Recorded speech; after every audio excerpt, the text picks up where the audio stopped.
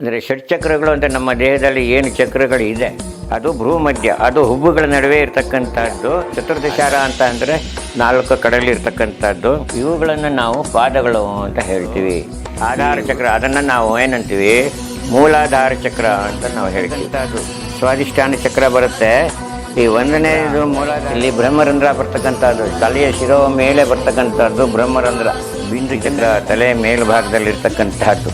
ಹಾಗಂದ ಮೇಲಿನ ಏನಿದೆ ಸಹಸ್ರಾರ ಚಕ್ರವನ್ನು ಅದನ್ನು ಭೂಪುರದ ಜೊತೆಯಲ್ಲಿ ಹೋಲಿಸಿದ್ದಾರೆ. ಭೂಪುರ ಅಂದರೆ ಮಧ್ಯದಲ್ಲಿ ಬರ್ತಕ್ಕಂಥದ್ದು 4 ಚಕ್ರಗಳು.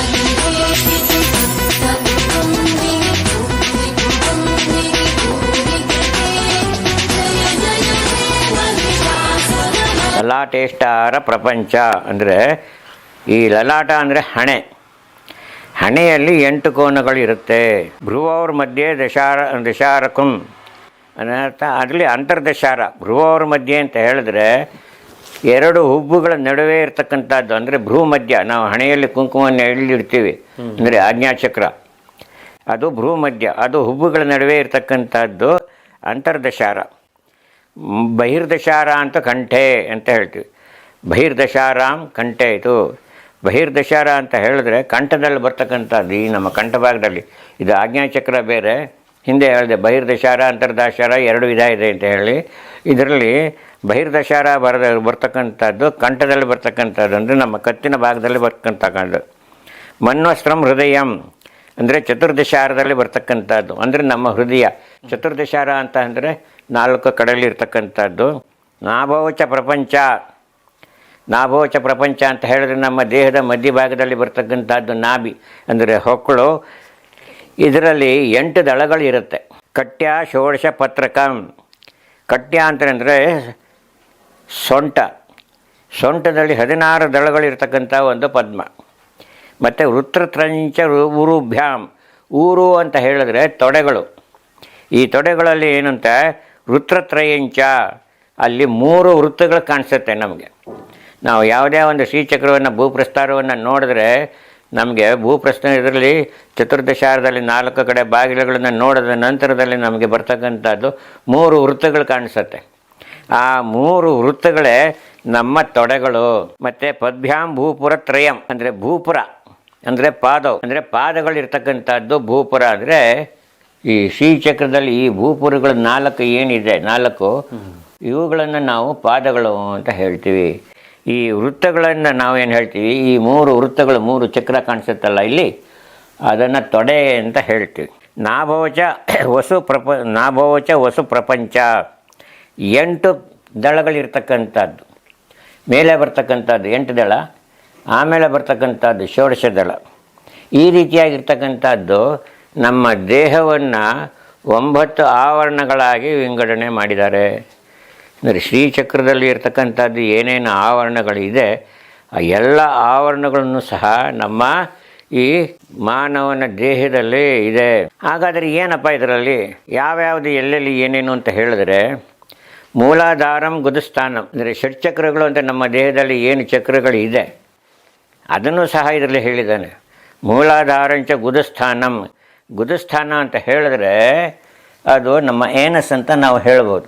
ಅಲ್ಲಿ ಗುದಸ್ಥಾನದಲ್ಲಿರ್ತಕ್ಕಂಥದ್ದು ಆಧಾರ ಚಕ್ರ, ಅದನ್ನು ನಾವು ಏನಂತೀವಿ, ಮೂಲಾಧಾರ ಚಕ್ರ ಅಂತ ನಾವು ಹೇಳ್ತೀವಿ.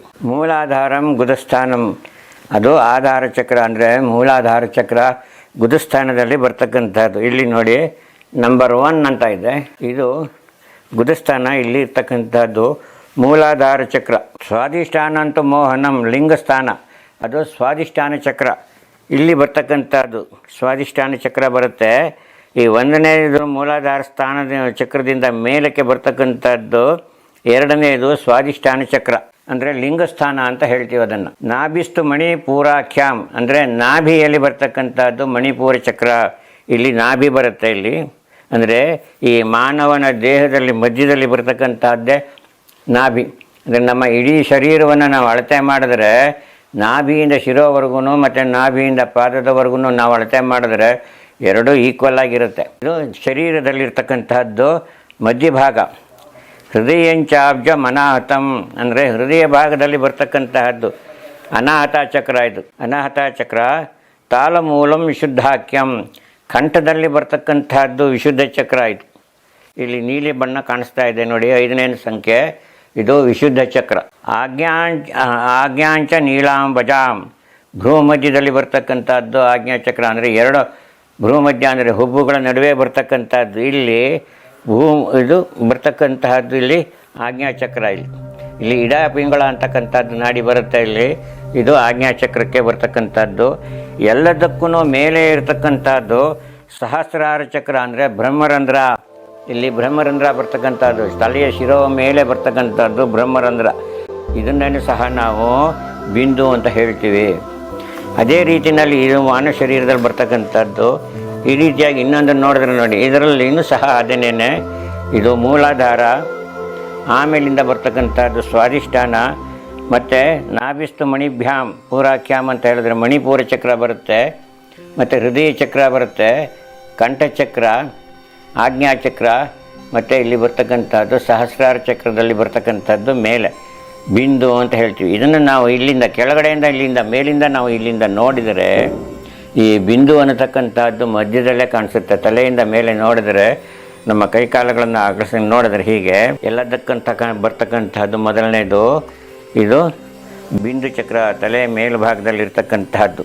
ಹಾಗಂದ ಮೇಲಿನ ಈ ದೇಹನೇ ಒಂದು ಶ್ರೀಚಕ್ರ ಅಂತಲೇ ಹೇಳಿದೆ. ಅದಕ್ಕೂ ಸಹ ಸಪ್ತಚಕ್ರಕ್ಕೂ ಹೊಂದಾವಣಿಕೆ ಮಾಡಿದೆ. ಅಥವಾ ಅದ್ರ ಏನು ಸಂಬಂಧ ಅಂತ ಹೇಳಿದ್ರೆ, ಈ ಮೂಲಾಧಾರ ಚಕ್ರ ಇದೆಯಲ್ವಾ, ಅದನ್ನು ತ್ರಿಕೋಣಕ್ಕೆ ಹೋಲಿಸಿದ್ದಾರೆ.